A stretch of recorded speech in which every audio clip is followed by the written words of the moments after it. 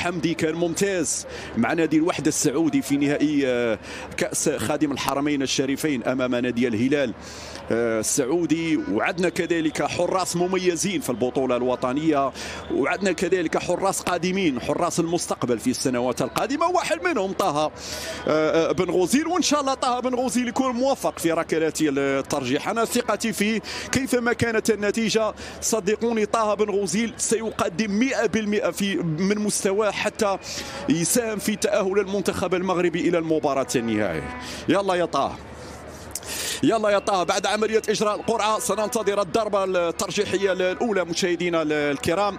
هذا نفس سيناريو مباراة السنغال وبوركينا فاسو. يبدو بأن أول من سيسدد هو المنتخب المالي. يلا أكد مستواك الكبير يا طه، أكد مستواك الكبير يا طه، وأعد لنا بعض الذكريات الجميلة اللي حقيقة أحتفظ بها شخصيا من أجمل الذكريات اللي عشتها. كأس العالم فيفا قطر 2022 مع المنتخب المغربي، المباراة التي لا تنسى بين المغرب وإسبانيا. إذن ستلعب الركلة الترجيحية الأولى مشاهدي الكرام عن طريق تيا. مهما كانت النتيجة اليوم أنتم أبطال، مهما كانت النتيجة اليوم أنتم أبطال بحق، سواء تأهلتم إلى المباراة النهائية أو لمباراة الترتيب. قدمتم ما عليكم. الآن لحظات تركيز، ركلات ترجيح لازم فيها التركيز. حارس المرمى كذلك يلعب دور كبير جدا. البعض يقول لك ركلات ترجيح هي ركلات حظ، ولكن ركلات هي تكنيك كذلك تخدم كذلك لا من الحراس ولا من اللاعبين. إذا يتقدم هنا لاعب تيا، يتلقى الإشارة. تيا يتقدم، تيا يتقدم، تيا يتقدم، يسجل الهدف الأول. الهدف الأول للمنتخب المالي. 1-0 لمالي، 1-0 إذا لمالي مشاهدينا الكرام عن طريق اللاعب تيا. هذه الإعادة مجددا. تيا حط في الشباك، الحارس اختار الجهة اليمنى. الآن الركلة الأولى للمنتخب المغربي. محمد رضوان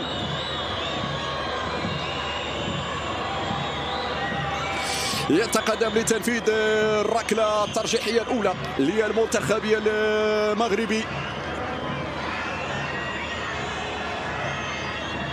أمام الحارس كوني. خذ وقت كثير في وضع الكرة اللاعب محمد رضوان. إن شاء الله يكون واثق من نفسه، إن شاء الله يكون واثق من نفسه. محمد رضوان يتلقى على الإشارة في هذه الأثناء. رضوان يتقدم، رضوان يسجل بطريقة رائعة جدا، طريقة مميزة لا يفعلها إلا اللاعبين الكبار. هذه تعطيك فكرة واضحة على الثقة اللي واخدها اللاعب محمد رضوان، لأنه يعني ليس من السهل أنك تلعب كرة بهذا الشكل تقريبا في سقف المرمى. في سقف المرمى كانت مستحيلة على حارسي المرمى، نفذت بطريقة مميزة جدا من اللاعب محمد رضوان. سيمبارا الآن في الركلة الترجيحية الثانية لمنتخب مالي. إذا سيمبارا يأخذ وضعيته وللتسديد. سيمبارا وطه بن غوزيل، سيمبارا وطه، سيمبارا وطه. هذه لا تسجل يا طه، عندك يا طه، عندك يا طه. دخلت يا طه. معليش 2-1 للمنتخب المالي مشاهدي الكرام. هذه الإعادة، شوف طه شوية وكان ممكن يصدها، شوية وكان ممكن يصدها طه. معليش أنا حاول فيها طه بن غوزيل. عموما مالي تتقدم مرة أخرى بهدفين مقابل هدف واحد. إذا الركلة الترجيحية الثانية للمنتخب المغربي. عبد الحميد معلي هو الذي يتقدم، اللاعب اللي دخل احتياطي في شوط المباراة الثاني. عبد الحميد يتلقى الإشارة. عبد الحميد يضيع، عبد الحميد يضيع. معلش عبد الحميد يضيع الركلة الترجيحية الثانية، وبالتالي تقدم مالي بنتيجة هدفين مقابل هدف واحد. هذه الإعادة مجددا، هذه الإعادة مرة أخرى. هنا مشال الحارس المرمى، مرت بمحاذاة القائم الأيسر، وبالتالي أول ركلة ترجيحية تضيع. عبد الحميد معلي إن شاء الله يرجعنا للتعادل. طه بن غوزيل. إذا يتقدم اللاعب كوني لتنفيذ الركلة الترجيحية. كوني يستعد للتنفيذ أمام طه بن غوزيل.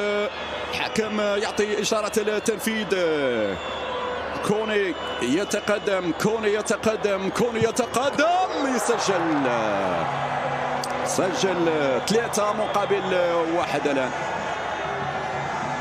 شوف لما تضيع يصبح الفارق هنا واضح، خاصة أن مالي هو أول من نفذ ركلة الترجيح. هذه الإعادة مرة أخرى كامل التركيز، كل دقة كوني يوضع في المرمى. إذا من سينفذ الركلة الترجيحية الثالثة للمنتخب المغربي؟ يتقدم الآن اللاعب بختي لتنفيذ الركلة الترجيحية الثالثة. بختي يستعد لتنفيذ امام الحارس كوني.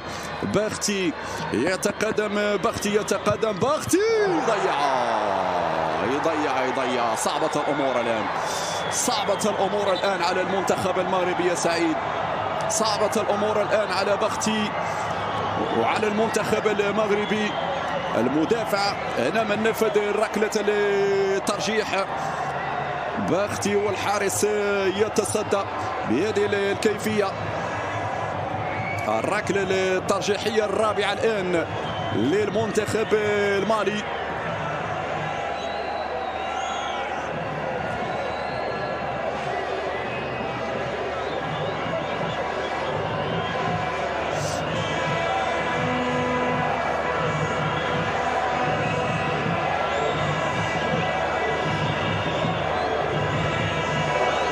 إذا ستلعب الركلة الرابعة لمالي. حكم يعطي الإشارة الآن.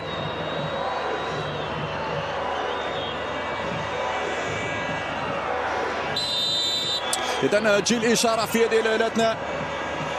الركلة الرابعة، الركلة الرابعة يصدها طه بن غوزيل. برافو، يصدها طه بن غوزيل ويخلي بصيص من الامل للمنتخب المغربي. خلي بصيص من الامل للمنتخب المغربي. اول تصدي بالنسبه لطه بن غوزيل مشاهدينا الكرام. اول عمليه تصدي واول ركله ضايعه للمنتخب المالي. هنا الاعاده، ممتاز طه بن غوزيل، ممتاز. هنا القرار باتجاه الجهه اليسرى. بالتالي تبقى النتيجه 3-1. إذا 3-1 في هذه اللحظات. تلعب الركلة الآن لعناصر المنتخب المغربي. حموني يستعد لتنفيذ الركلة في هذه الأثناء. حموني يتقدم، حموني سجل، حموني سجل. نعم 3-2 في هذه اللحظات، 3-2. والآن الركلة الخامسة. هذه الإعادة مجددا. الكرة الماضية، الركلة الخامسة في هذه الأثناء.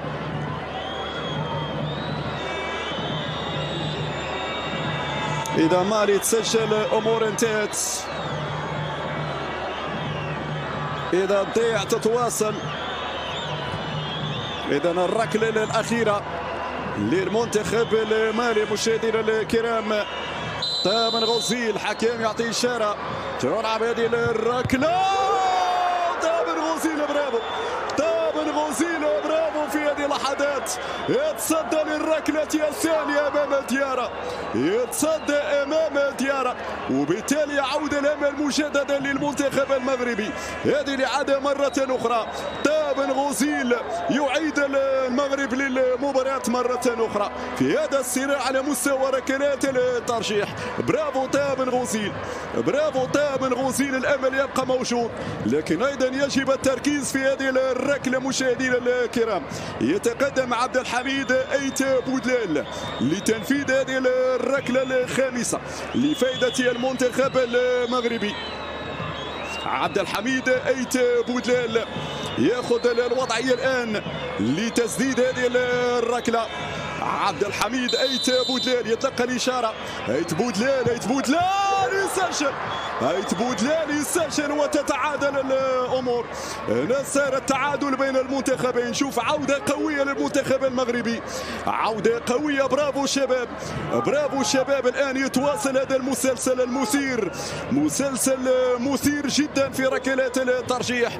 عدنا من بعيد مشاهدينا الكرام، عدنا من بعيد بعد ما تم تضييع ركلتي جزاء، ولكن طه بن غوزيل يتعملق، طه بن غوزيل يتألق، طه بن غوزيل مرة أخرى يعيد المباراة إلى نقطة الصفر. هذه الركلة الترجيحية الآن السادسة للمنتخب المالي. إذا من يتقدم لتنفيذ والدومبيا، الركلة السادسة لدومبيا في هذه اللحظات.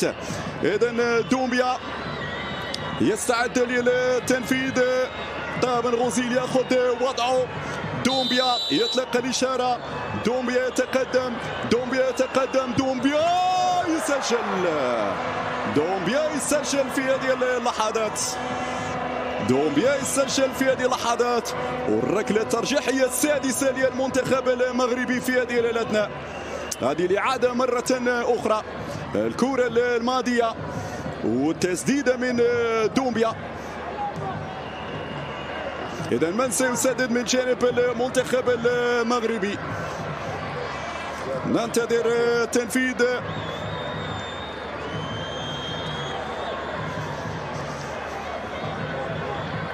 متوكل على ما يبدو في تنفيذ الركلة الترجيحية. بل وكتيبة، محمد أمين كتيبة يتقدم، كتيبة يتقدم، كتيبة يسجل، كتيبة يسجل في هذه اللحظات. والتعادل يتواصل مشاهدينا الكرام. يا سعيد يا شيبة، يا سعيد يا شيبة، المنتخب المغربي لازال يحافظ على حظوظه، لازال حي في هذه المباراة. هذه الإعادة مرة أخرى، الركلة الترجيحية اللي نفذها بشكل ممتاز محمد أمين كتيبة. إذا الآن المجال للماليين، والركلة لمنتخب مالي. يتقدم اللاعب سانوغو. يلا يا بن غوزيل، يلا يا بن غوزيل، هذه عندك بن غوزيل، هذه عندك. ويتقدم سانوغو الآن للتنفيذ. طه، طه جيبها يا طه. سانوغو جيبها يا طه. سانوغو جيبها يا طه. يتقدم سانوغو. طه، سانوغو ويسجل سانوغو. سجل سانوغو. هنا تحرك شوية قبل، خذا قرار بسرعة طه بن غوزيل في تنفيذ الركلة. الحموني، حموني واضح التأثر على اللاعب، واضح التأثر على اللاعب الحموني. يعني مهما كان مصير ركلات الترجيح أنتم أبطال، أنتم أبطال حقيقة، لم يستسلموا، وبالتالي هنا الحوار لا زال متواصل. الركلة الترجيحية الآن المنتخب المغربي. المتوكل، متوكل يستعد الآن لتنفيذ الركلة الترجيحية. هذه ليلتنا مع كوني. إذن المتوكل يتلقى الإشارة. يتقدم المتوكل، متوكل يسجل. برافو، برافو المتوكل. وقف الحارس، ثبت الحارس في مكانه. شوف لقطة في هذه اللحظات، شيء يعني في هذه الفئة السنية لاعب يتأثر كيف ما كان الحال. ولكن اليوم نعم انتم ابطال، يعني صورة معبرة عن لاعب طموح ولاعب يريد الانتصار. هذه الروح الانتصارية اللي الآن صارت عند اللاعبين الفتيان، وتكبر معهم ان شاء الله. إذا في ركلة ترجيحية الآن لفائدة منتخب مالي في هذه اللحظات. 5-5 بين الطرفين، 5-5 بين الطرفين. ستلعب الركلة الترجيحية في هذه اللحظات لفائدة المنتخب المالي. الإشارة تأتي، الإشارة تأتي، الإشارة تأتي. بن برافو، برافو برافو برافو بن غوزيل، برافو بن غوزيل. يا سلام عليك، بطل بطل يا ولدي، بطل بطل يا ولدي، بطل. بن غوزيل يتألق، بن غوزيل يتألق.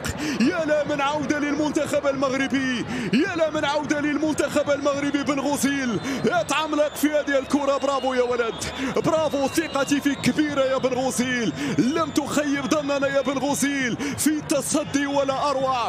بن غوزيل على طريقة ياسين بونو، على طريقة ياسين بونو يتألق في هذه المباراة. الركلة الترجيحية الآن لفائدة المنتخب المغربي. فؤاد الزهواني هو من يتقدم لتنفيذ هذه الركلة. إشارة تأتي. فؤاد فؤاد فؤاد، يا فؤاد يا فؤاد، برافو برافو للفتيان، برافو لأشبال الأطلس، برافو سعيد يا شيبة. منتخب يرفع الراس، منتخب أعادنا إلى ذكريات كأس العالم، منتخب أعادنا إلى ذكريات المغرب وإسبانيا. هذا المغرب، هؤلاء أشبال الأطلس على درب وخطى. أكيد السود الأطلس من قطر إلى قسنطينة.